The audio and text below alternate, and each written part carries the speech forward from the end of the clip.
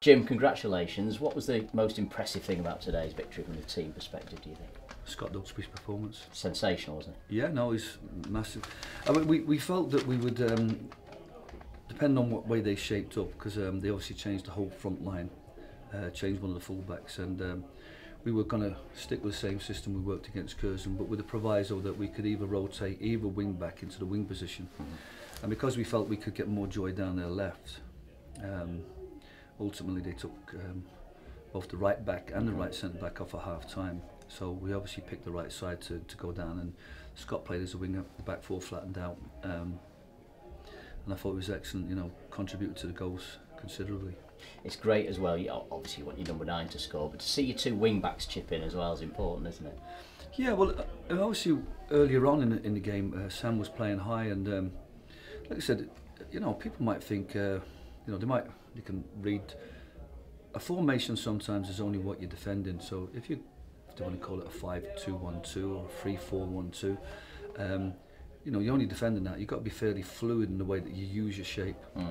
We let our wing backs play as wingers. We let our centre half step up, almost as like aggressive fullbacks. We've seen that from Steve O'Halloran today, and maybe not as much from Dan Cowan. But like I said, it was a. You know, we worked in training, and all the stuff that we did on Thursday, you could see elements of that. But with all those positives, I was really disappointed with the energy of a couple of players and the set plays, and the instructions I gave the lads at half time is to expect a reaction, keep it simple, take their midfield out of the game early on, and then Chris Smalley goes and plays one straight into their midfield and they break.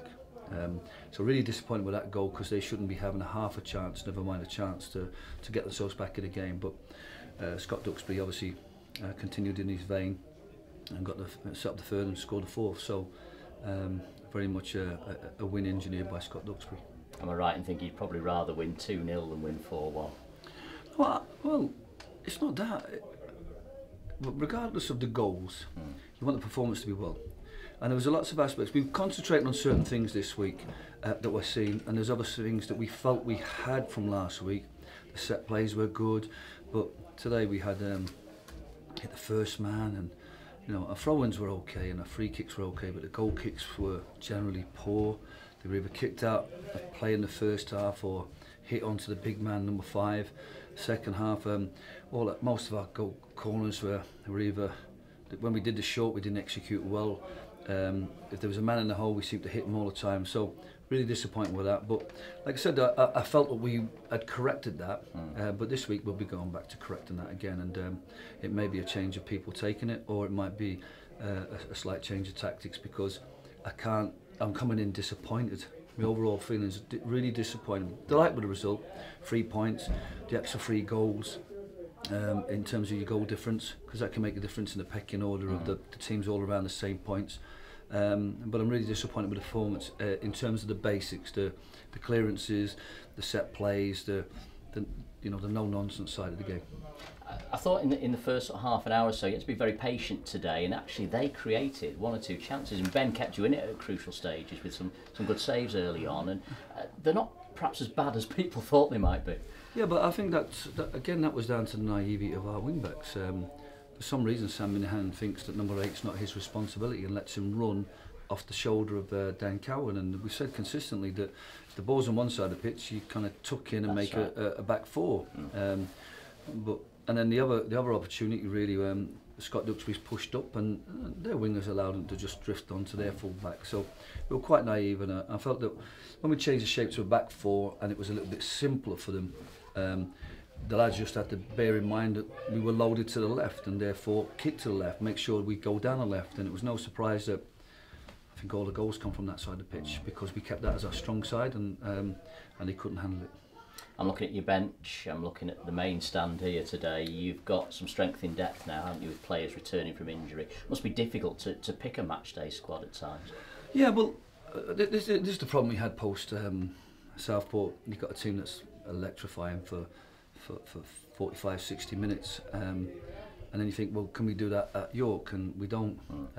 But even in that period of where people were, you know, obviously jubilating in the positives, I was looking at the negatives, and you know, there was some weak performances today. There was a couple of players who didn't do the jobs very well. We looked like we had no idea what we were doing on throw-ins. So I need to go back and again go back to the basics and correct them.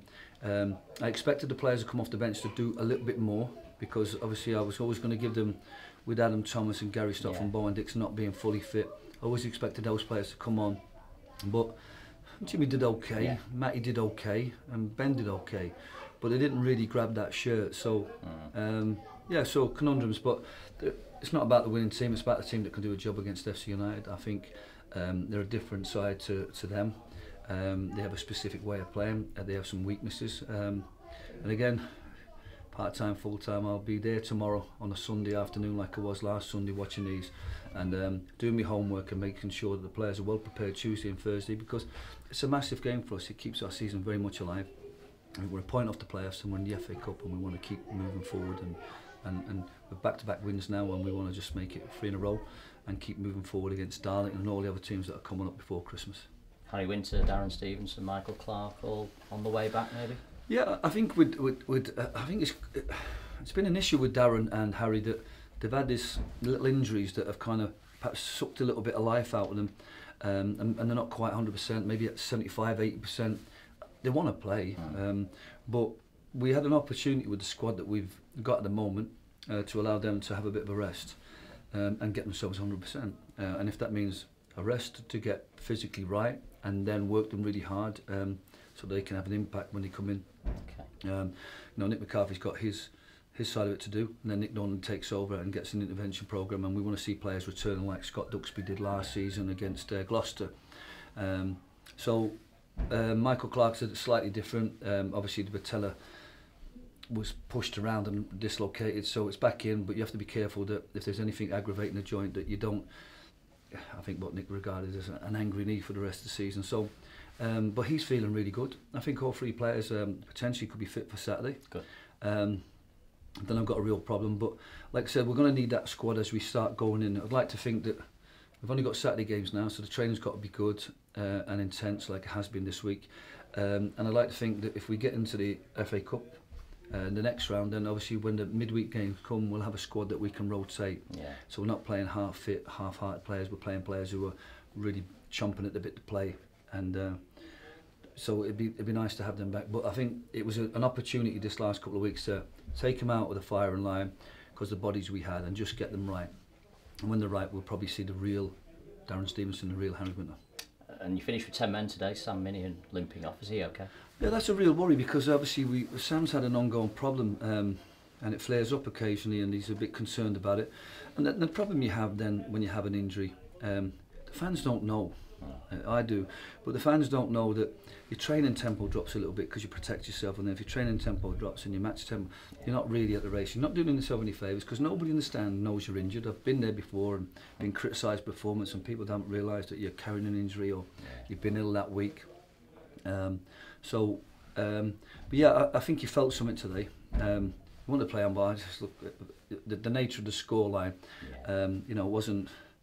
I think it was the right thing. You know, if you're injured, you come off, even if we end up with 10 men, and then it was just about the lads managing the game, which they did okay, and then gave them some chances. But yeah, that's a worry, because we've had it scanned and it looked like a minor issue with the cartilage. Perhaps it's a good thing that's flared up, because now we know it's a problem.